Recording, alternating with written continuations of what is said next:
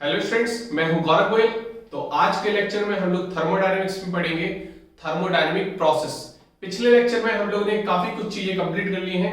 Thermodynamic functions, it's states, surrounding, ठीक है, ये सारी चीजें हमने देख ली। थर्मोडायनेमिक प्रॉपर्टीज भी देख ली, जिससे एक क्वेश्चन पक्का आता है हर बार कॉम्पिटिटिव एग्जाम में। तो इसको थोड़ा सा ध्यान रखना है। पिछले लेक्चर्स को जितने भी टॉपिक्स हो चुके हैं उसके नंबर ऑफ क्वेश्चंस आप लगाएं, उसकी प्रैक्टिस करें, इसका थोड़ा सा ध्यान रखें, क्योंकि फिर वो चीज हमारे फिर दिमाग में बैठती तभी है जब हम नंबर ऑफ क्वेश्चंस लगा लेते हैं। क्लियर? आज के लेक्चर में हम लोग देखेंगे thermodynamic process. Thermodynamic process, thermodynamic process क्या होते हैं? अच्छा, सिंपल प्रोसेस होता क्या है? What are process? प्रोसेस क्या होते हैं? प्रोसेस वो होता है कि कोई चेंज ला दे वो, है ना। अगर कोई इनिशियल पॉइंट है तो फाइनल पॉइंट तक आने में जो भी प्रक्रिया होती है, जो भी चीज घटती है, वो हमारे प्रोसेस कहलाते हैं। अब थर्मोडायनेमिक प्रोसेस क्या होते हैं वो हम सारी चीज अभी देख लेंगे। थर्मोडायनेमिक प्रोसेस बेसिकली हम बोल दो कि शुरुआत में जो इनिशियल स्टेट है ना, मतलब जो स्टेट फंक्शन को चेंज दिखा दे, चेंज ऑफ स्टेट फंक्शन, है ना, जहां पर डेल्टा आ जाए, जहां पर वॉल्यूम कुछ है v1, ठीक है, उसके बाद में वॉल्यूम जो मिले v2 मिले, मतलब v2 माइनस v1 कुछ चेंज मिले, कुछ चेंज हमको दिख रहा हो, तब हम बोलते हैं उसको प्रोसेस। इतनी बात क्लियर है? इतनी बात समझ में आ रही होगी आपको? तो लिख लो इसमें change in thermodynamic function, change in thermodynamic, है ना, थर्मोडायनेमिक के में हम देखेंगे change in thermodynamic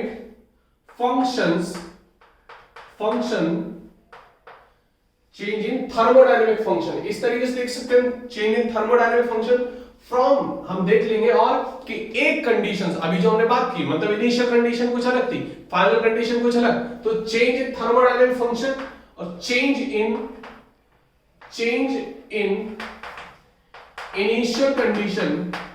initial condition to final condition,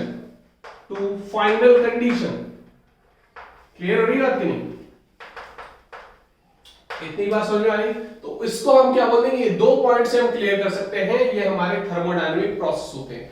thermodynamic process हमें कितने टाइप्स के देखने हैं जो बेसिक्स अपना बना सकते हैं थर्मोडायनेमिक पढ़ने का आगे। देखो, थर्मोडायनेमिक प्रोसेस को हम देख ले रहे हैं यहां पर, types of thermodynamic process, types of thermodynamic process, types of thermodynamic process, thermodynamic process, thermodynamic process हमारे कितने टाइप्स के होते हैं जो हमको कवर करने हैं, जो हमको पढ़ने हैं।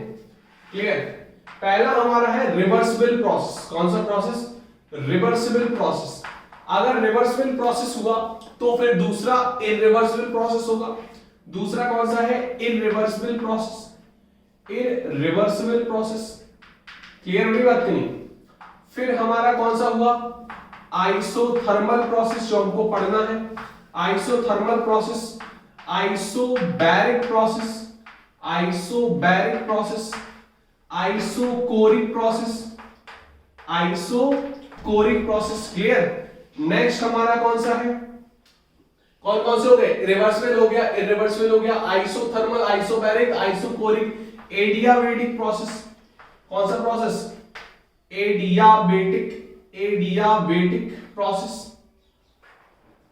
Adiabatic process. ठीक है? क्लियर हो रही बात की नहीं? ये चार हमारे साथ में रहेंगे, ये दो हमारे साथ में, रिवर्सिबल और इररिवर्सिबल। फिर आइसोथर्मल, आइसोबैरिक, एडियाबेटिक, ठीक है, आइसोकोरिक, और हमारा साइक्लिक प्रोसेस, साइक्लिक प्रोसेस, और हमारा spontaneous process, spontaneous process. Last हमारा non spontaneous process, non spontaneous process. Clear हो रही बात की नहीं? 9 हो गए कि नहीं? 1 2 3 4 5 6 7 8 9 प्रोसेस हम लोगों को देखने हैं। 9 प्रोसेसेस हमको देखने हैं थर्मोडायनेमिक प्रोसेसेस में। इस सारी चीज नोट कर लो, बाकी फिर हम एक एक स्टेप करके सारे एक एक को कंप्लीट करते हैं। क्लियर हो रही बात की नहीं? सो नोट कर लो जल्दी फटाफट। क्लियर। नेक्स्ट हम देखते हैं इसमें रिवर्सिबल प्रोसेस, एक एक स्टेप करके। नेक्स्ट में हम देखेंगे रिवर्सिबल प्रोसेस। देखो रिवर्सिबल प्रोसेस होते क्या है, ठीक है, रिवर्सिबल प्रोसेस होते क्या है। रिवर्सिबल प्रोसेस देखो यहां पर समझना आप, क्योंकि अगर आपने समझ लिया तो फिर डेफिनेशन आप कर सकते हो। ये हमारा कुछ सिस्टम है, सिस्टम में हमारा कुछ सब्सटेंस है, सब्सटेंस के ऊपर हमने लगा दिया पिस्टन। क्या लगा दिया? पिस्टन। अब ये पिस्टन कुछ इस तरीके से काम कर रहा है कि हमारा नीचे जा रहा है और फिर ऊपर आ रहा है। मतलब ये जो प्रोसेस है ये काफी ज्यादा स्लो है। सबसे पहली चीज, ये जो रिवर्सिबल प्रोसेस है काफी ज्यादा स्लो है। दूसरी चीज, यहां पर जो फोर्स लग रहा है वो इक्वल एंड अपोजिट भी लगने लगा है फोर्स, है ना। मतलब दोनों, मतलब हम आगे जा रहे हैं, फॉरवर्ड जा रहे हैं तो फिर बैकवर्ड भी आ रहे हैं। क्लियर। मतलब ये इस तरीके से हो गया कि कोल से डायमंड का बनना। क्लियर हो रही बात कि नहीं? तो यहां पर ये चीजें हमें थोड़ा समझना है। क्लियर। जैसे हमने बोल दिया डिकम्पोजिशन, डिकम्पोजिशन ऑफ माउंटेन्स, वो काफी स्लोएस्ट प्रोसेस में आ जाता है। क्लियर हो रही बात कि नहीं? Decomposition of mountains. क्लियर। तो यहां पर ये सारी चीजें हमारी जो होती हैं ये रिवर्सिबल प्रोसेस में हम ले लेते हैं ज्यादातर। क्लियर हो रही बात कि नहीं? तो ये हमारा जो प्रोसेस है रियल में तो हम इसको ऑब्जर्व नहीं कर पाते, क्योंकि हमें जितना हमारा जो टाइम पीरियड है लाइफ का, लाइफ स्पैन हमारी एवरेज 70-80 है, उससे ज्यादा जो टाइम ले लेता है वहां पर तो चीजें क्या बोलने लगेंगे हम, रियल प्रोसेस नहीं है, इसको हम आइडियल प्रोसेस में डाल देंगे। किसमें डाल देंगे? आइडियल प्रोसेस में। तो रिवर्सिबल प्रोसेस जो है एक आइडियल प्रोसेस है, इसको आइडियल प्रोसेस मान लिया गया। It is an ideal process. It is an ideal process. कैसा प्रोसेस है? Ideal process. ठीक है। Which is carried out very slowly, which is carried out very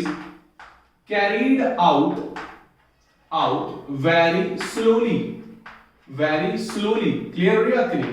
काफी ज्यादा स्लो होगा। क्लियर हो गया कि नहीं? सबसे पहली चीज ये एक आइडियल प्रोसेस है, काफी ज्यादा स्लो चलेगा ये। ठीक है। और ऑलवेज इन इक्विलिब्रियम,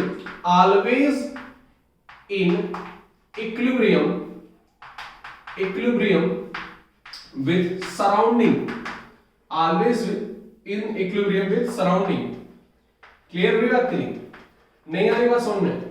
सबसे पहली चीज ये आइडियल प्रोसेस समझ में आ गया। इस पहले पॉइंट का मतलब। दूसरे पॉइंट का मतलब which is carried out very slowly, मतलब ये काफी ज्यादा स्लोली काम करेगा। मतलब आगे जो फॉरवर्ड होगा इसका वो काफी ज्यादा स्लो होगा, क्योंकि उससे साथ साथ बैकवर्ड स्टेप भी चलेंगे इसके। ठीक है। थर्ड स्टेप में क्या बोल रहा है? Always in equilibrium with surrounding, मतलब ये एक सिस्टम है, अगर सिस्टम पर सराउंडिंग काम कर रही है तो सिस्टम भी सराउंडिंग पर काम कर रहा है permanent.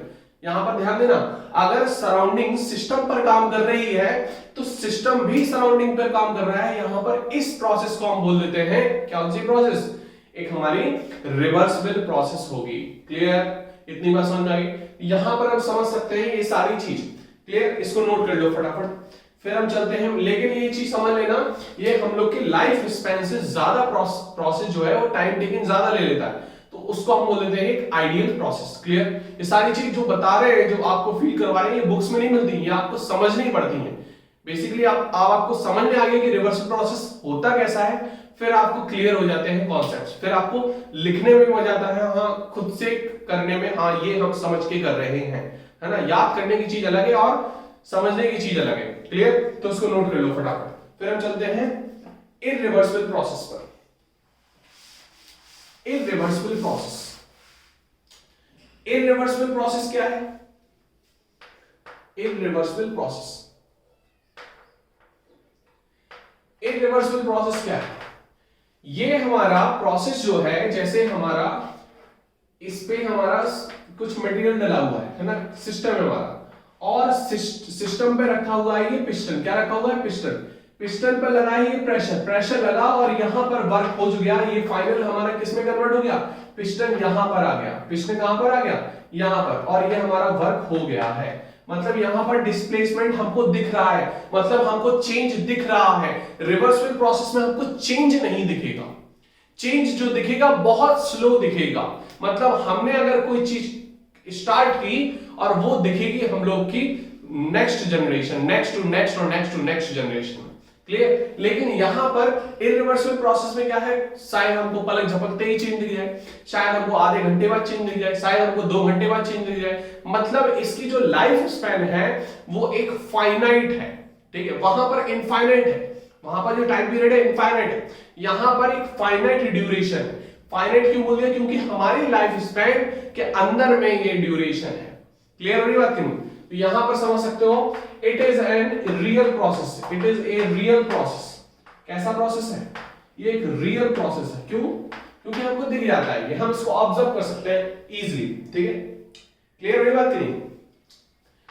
It takes place in finite time और ड्यूरेशन, मतलब एक फाइनाइट ड्यूरेशन में ये काम होगा। क्लियर हो रही बात कि नहीं? इट इज एन, कैसा है ये हमारा इरिवर्सिबल तो है, मतलब यहां पर एक नॉन डायरेक्शनल, मतलब एक यूनिडायरेक्शन होगा, है ना। It works in unidirectional, clear? मतलब इसकी जो डायरेक्शन होगी वो फॉरवर्ड ही होगी, बैकवर्ड नहीं होगी। वहां पर फॉरवर्ड बैकवर्ड दोनों होता है, बाई डायरेक्शनल था वो, ये हमारा कैसा है, यूनिडायरेक्शनल। वहां भी आप पॉइंट लिख सकते हो, it is an by directional. Clear? यहां पर ये नोट कर लो, ये क्लियर हो गया होगा रिवर्सिबल और इरिवर्सिबल बेसिकली क्या होता है। फिर हम चलते हैं नेक्स्ट स्टेप पर। क्लियर? इसको नोट कर लो फटाफट। क्लियर हो रही बात? व्यू ऑफ पॉइंट सब क्लियर है? ठीक है, तो अब हम देखते हैं next process, isothermal process. Isothermal process, देखो आइसोथर्मल प्रोसेस क्या होता है? Isothermal process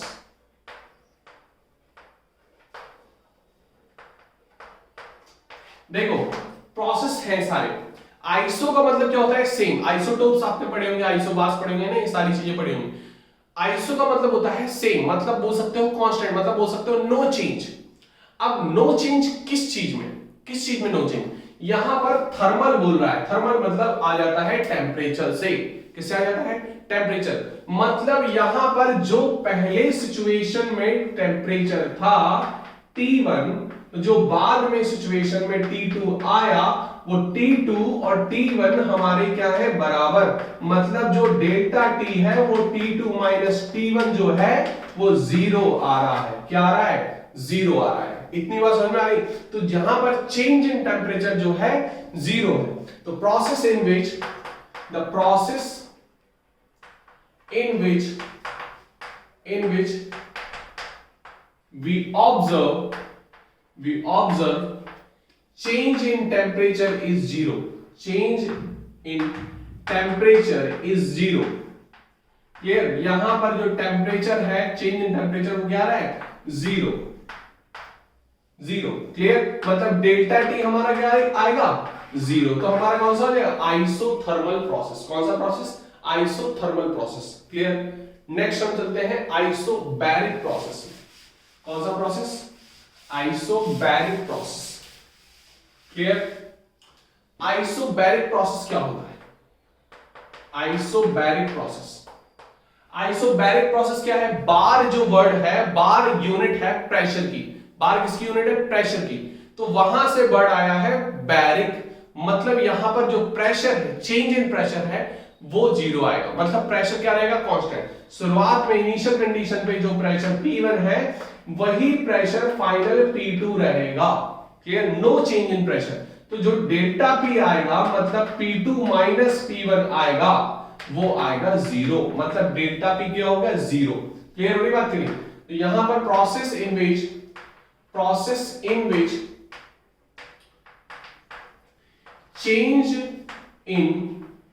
change in pressure is 0. Change in pressure is 0. Clear?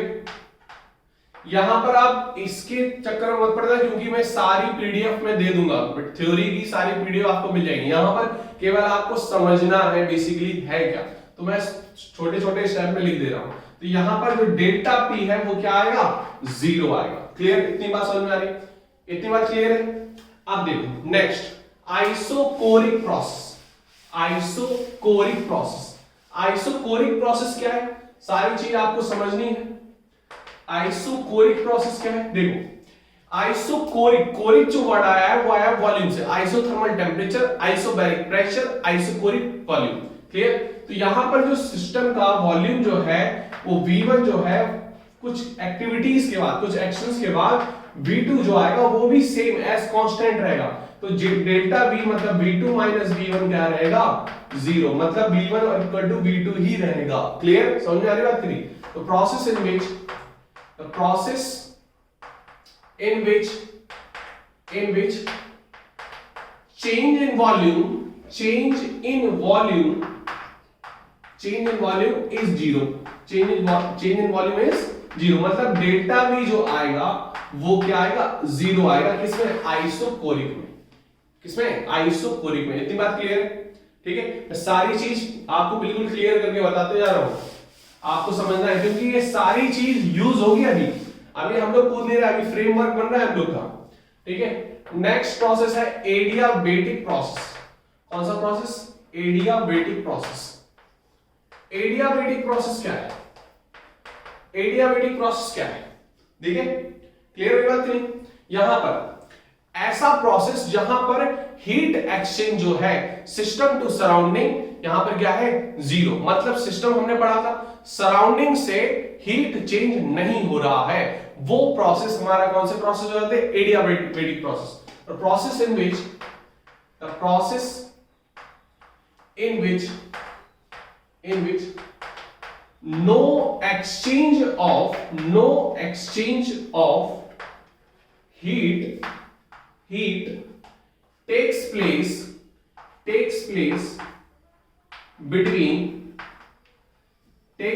between system to surrounding, clear हो रही बात की नहीं, मतलब कोई एक्सचेंज हमको नहीं मिल रहा है, मतलब यहां पर Q जो है वो 0 है, या बोल सकते हो dq 0 है, कोई चेंज नहीं आ रहा है। क्लियर, क्योंकि Q हमारा क्या है, पाथ फंक्शन है। तो यहां पर डेल्टा Q तो आप लोगे, इतनी बड़ी बेवकूफी तो आप करोगे, ठीक है। तो यहां पर डेल्टा W और डेल्टा Q नहीं लेना है, क्योंकि ये दोनों के दोनों कैसे हैं, पाथ फंक्शंस। स्टेट फंक्शन में हम डेल्टा लगाते हैं, मतलब Q2 minus Q1, W2 minus और W1, ऐसा तो होता नहीं है। कल मैंने बताया दोनों के दोनों एक प्रोसेस है, पाथ हमें देखना पड़ेगा, तभी हमको चीज समझ में आएगी कि हमारा पाथ फंक्शन है या स्टेट फंक्शन। क्लियर, तो ये सारी चीज नोट करो, मतलब Q 0 होगा इसमें। इतनी बात समझ में आ रही। देखो नेक्स्ट प्रोसेस हम देखते हैं साइक्लिक प्रोसेस। कौन सा प्रोसेस है, साइक्लिक प्रोसेस। साइक्लिक प्रोसेस क्या होता है, मतलब जहां से आप चले हो वहीं आकर आप पहुंच जाओ, मतलब यहां पर इनिशियल पॉइंट और फाइनल पॉइंट आपका कांस्टेंट हो, मतलब डिस्प्लेसमेंट आपका क्या हो, 0, ठीक है। मतलब इनिशियल पॉइंट और फाइनल पॉइंट क्या हो आपका, सेम पॉइंट पे लाई करें, मतलब same constant at a constant point. Clear, तो यहां पर क्या आ जाएगा, the process in which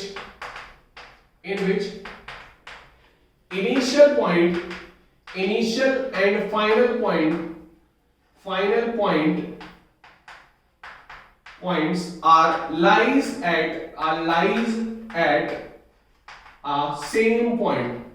at a same point, clear हो रही बात की, मतलब यहां पर जो पॉइंट इनिशियल पॉइंट और फाइनल पॉइंट है वो हमारे सेम पॉइंट पे लाई करें, मतलब यहां पर इंटरनल एनर्जी जो है वो 0 है, कोई चेंज नहीं आ रहा इंटरनल एनर्जी में, मतलब जहां से हम यहां पर खड़े हैं एग्जैक्टली हम यहीं पर आ जाए, मतलब हमारी एनर्जी जो चेंज इन एनर्जी है वो तो 0 होगी, मतलब यहां पर चेंज इन एनर्जी क्या हो जाएगी, 0, और चेंज इन एंथैल्पी भी 0 होगी, चेंज इन एंथैल्पी भी 0 होगी। याद रखना दोनों चीज साइक्लिक प्रोसेस में 0 होती है, नोट कर लेना, क्योंकि एक नंबर में ये क्वेश्चंस आते हैं कॉम्पिटिटिव एग्जाम में, एक नंबर में कि साइक्लिक प्रोसेस में ये क्या-क्या 0 होता है, क्या नहीं होता है, एडियाबेटिक का भी आ जाता है। तो ये छोटी-छोटी चीज आपको लग रही होगी, इजी लग रही होगी, लेकिन जब आप शुरुआत में देखते हैं लेक्चर के पहले, तो फिर आप ऐसे क्वेश्चंस को फिर शायद नहीं कर पाते, है ना। अब आपको इजी लग रही हो, अरे सर मैं तो कर लेता, ऐसा हो जाता, लेकिन पेपर में जब क्वेश्चन देखते तब चले जाते आप। तो साइक्लिक प्रोसेस में आपको देखना है कि आपकी जो एनर्जी है, आप जब यही पॉइंट पे हो तो इस पॉइंट पे आपकी एनर्जी जो है तो आप घूम के आओगे, जब इसी पॉइंट पे एग्जैक्टली यही पॉइंट पे आओगे तो एनर्जी क्या रहेगी, कांस्टेंट ना। यहां पर आपको ये नहीं समझना मैं घूम के आ रहा है तो एनर्जी लॉस करके आ रहा, लेकिन ये आपको उस पॉइंट की एनर्जी समझनी है। इस पॉइंट की जो एनर्जी है वो एनर्जी इस पॉइंट की वजह से है, मेरे वजह से नहीं। तो इस पॉइंट पे मतलब जो पॉइंट है वो सेम रहना चाहिए, अगर पॉइंट सेम रहा तो एनर्जी सेम रहेगी। इतनी बात समझ में आ रही तो नोट कर लो। नेक्स्ट हम देखेंगे spontaneous and non spontaneous process. Spontaneous मतलब ये सारे प्रोसेस लगभग हमारे कंप्लीट हो चुके हैं, अब हमारे दो प्रोसेस बचे हैं, spontaneous and non spontaneous process.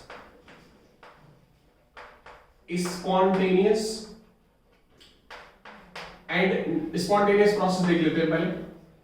Spontaneous process क्या होते हैं, मतलब ऐसे प्रोसेस जहां प्रोसेस में शुरुआत में इनिशिएशन किया जाए, मतलब शुरुआत में इनिशियल एनर्जी लगे फिर बाद में कोई एनर्जी नहीं लगे एक्शंस के लिए, मतलब एक्शंस अपने आप हो, है ना, कोई प्रोसेस जो है वो अपने आप हो रही है, वैसे प्रोसेस को, ऐसे प्रोसेस को हम बोल देते हैं spontaneous process.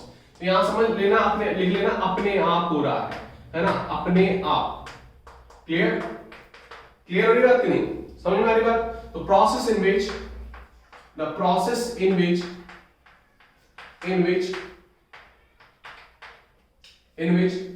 no regular or continuous force is required for an action।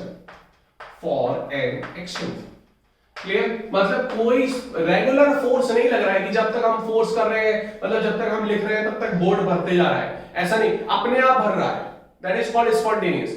और जब हम कर रहे हैं, है ना, एनर्जी लग रही है कंटिन्यूअस, तो नॉन स्पॉन्टेनियस। क्लियर हो रही है कि नहीं, तो इसको फटाफट नोट करो। क्लियर, अब देखो नॉन स्पॉन्टेनियस प्रोसेस क्या होता है। Non spontaneous process, non spontaneous process, non spontaneous process. Non spontaneous process क्या होते हैं, जो अपने आप नहीं हो, जिसमें एक रेगुलर एनर्जी लगे, हमको रेगुलर फोर्स लगे, है ना। Process in which the process in which a regular or continuous force is required for an action। मतलब अगर कोई एक्शन, कोई काम हमको करवाना है तो उसमें परमानेंट हमको एनर्जी देनी पड़ेगी। क्लियर हुई बात नहीं, मतलब अगर हमको जनरेटर से इलेक्ट्रिसिटी करवाना है तो हमें फ्यूल चाहिए ही चाहिए, ऐसा नहीं कि अपने आप होता रहे। क्लियर हुई बात नहीं। यहां पर कौन सा प्रोसेस हो गया, नॉन स्पॉन्टेनियस। क्लियर, लेकिन जनरेटर का फिर चलना, शुरुआत में हमने चला दिया, फिर अपने आप जो चलना प्रोसेस है दैट इज स्पॉन्टेनियस में आ जाता है। लेकिन उसमें जो फ्यूल लग रहा है, यहां पर मैकेनिज्म समझनी होगी। जैसे पानी का ऊपर से नीचे गिरना, या चौक हमने फेंकी और अपने आप जी गिर रही, ये हमारा कैसा प्रोसेस हो गया, कैसा प्रोसेस हो गया, स्पॉन्टेनियस। लेकिन हमने ऊपर फेंका पूरे फोर्स के साथ, अगर हमें इसको और ऊपर फेंकना होगा तो और ऊपर फेंक करते जाएंगे, हमें वो फोर्स कंटिन्यूअस फॉर्म में रिक्वायर्ड चाहिए, तब वो फोर्स हमारा कैसा होगा, नॉन स्पॉन्टेनियस प्रोसेस।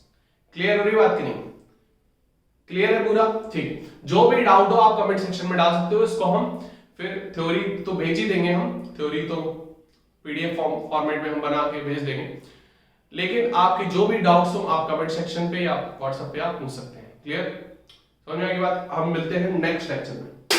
क्लियर, तब तक के लिए बाय बाय।